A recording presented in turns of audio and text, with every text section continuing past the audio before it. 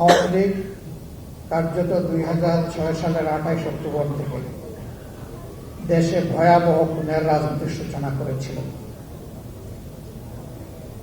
এরই ধারাবাহিকতায় 2024 সালের 5ই আগস্ট পর্যন্ত তারা তাদের হাত এই বাংলাদেশের দেশপ্রেমিক মানুষের হাতে তারা রাঙিয়েছিল রক্ত দিয়ে। তাদের শেষ পরিণতি কি হয়েছে আমাদের সবার সামনে পরিষ্কার, আর আসল পরিণতি আল্লাহর জিম্মায় তাদের জন্য অপেক্ষা করছে। দুনিয়ায় তারা লাঞ্ছিত হয়েছে। এর আগে স্বাধীন বাংলাদেশের কোন শাসক এভাবে দেশ ছেড়ে পালিয়ে যায়নি। মৃত্যুর চাইতেও পালিয়ে যাওয়া আরো বেশি অপমানজনক। সেই অপমান তাদের কপালে জুটেছে। আমরা সবাই মজলুম ছিলাম। পার্লামেন্টে আমি 2-3 বার বলেছি যে এই পার্লামেন্টে এমন সদস্য খুঁজে পাওয়া কঠিন হবে যিনি ফ্যাসিবাদের হাতে জুলুমের শিকারে পরিণত হননি। সুতরাং এটি মজলুমদের একটা মিলন মেলা। মজলুম তো মজলুমের দুঃখ বোঝার কথা, কিন্তু আফসোস ক্ষমতার চেয়ার সম্ভবত এইরকমই নির্মম যে মানুষকে তার অতীত ভুলিয়ে দেয়। তখন সামনে ক্ষমতার ওই সোনালী ঘোড়ার দৌড় ছাড়া আর কিছুই দেখে না।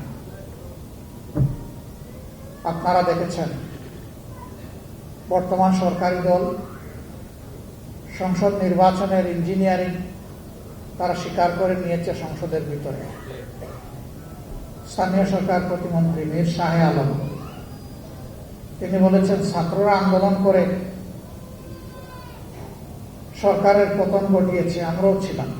তবে ক্যাপ্টেনের হাতে ডক্টর মোহাম্মদ ইউনূস লন্ডনে গিয়ে ট্রফি তুলে দিয়ে এসেছে।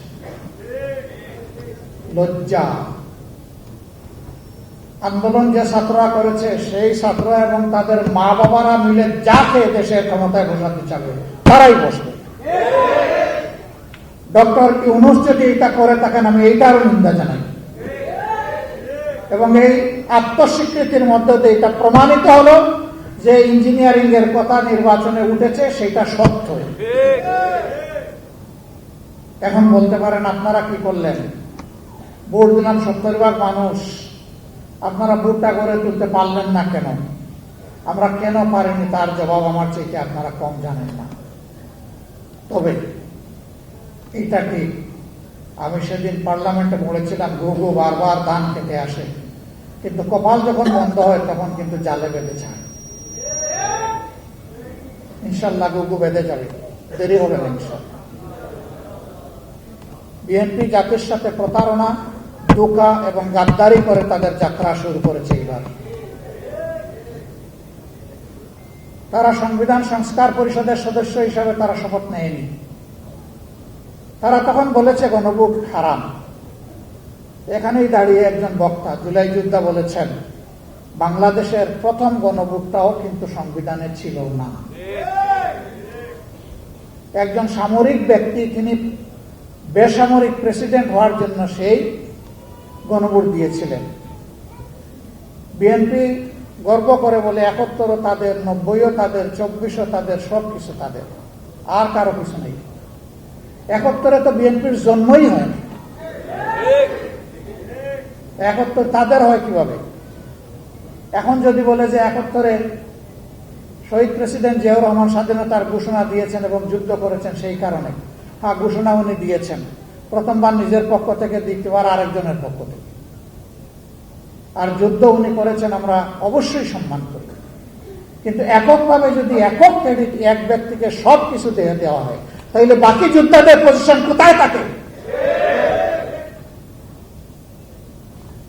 এইটাও যুদ্ধকে কুক্ষিগত করার আগের আমলে যারা ছিল ফ্যাসিবাদী আমলে তারাও এইভাবে করেছে, এবং তারা করতে গিয়ে লজ্জাজনক ভাবে জিয়াউর রহমান সাহেবকে পাকিস্তানের দালাল, চোর কোনো কিছু বলতেই বাদ দেয় নাই। আমরা ওই রাজনীতি আর দেখতে চাই না। আপনারা সাক্ষী, এই জুলাই যুদ্ধের পরে অনেকে কার কত সদস্য দলীয় শহীদ হয়েছে তার ভাগ বাটোয়ারা করেছেন। আমরা সেদিন প্রতিবাদ করে বলেছিলাম আমরা এটা নিন্দা জানাই। শহীদরা কোনো দলের প্রপার্টি নয়, এই শহীদরা জাতির গর্বিত সম্পদ। আমরা দলীয় ভিত্তিতে কোনো ভাগ বাটোয়ারা করতে চাই না।